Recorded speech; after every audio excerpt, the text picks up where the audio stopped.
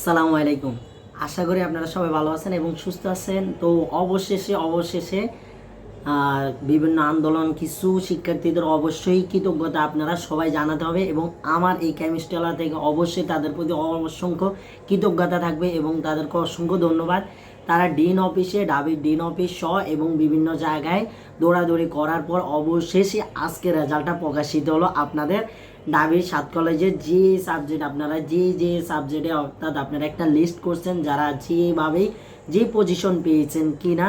এখন আপনাদের যে কাজটা হবে, আপনারা কি করবেন, আপনাদের যে আইডিটা ছিল সেখানে লগ ইন করবেন। ডাবের 7 কলেজের যে লগ ইন করে সেখানে আপনারা আপনাদের সাবজেক্ট পেয়ে যাবেন এবং সেখানে আপনারা আপনাদের যে সাবজেক্টটা পাবেন তার পরবর্তীতে কি কাজ করতে হবে এবং কি বিষয় আপনাদেরকে অবগত করতে হবে সেগুলা নিয়ে অবশ্যই আমাদের কেমিস্ট্রি আলাতে ধাপে ধাপে আপনাদেরকে বলে দেওয়া হবে। এবং যারা এখনও পর্যন্ত সাবজেক্ট পাননি তাদের কি করণীয় সকল বিষয় নিয়ে অবশ্যই কেমিস্ট্রি আলা আপনাদের সহযোগিতা করবে।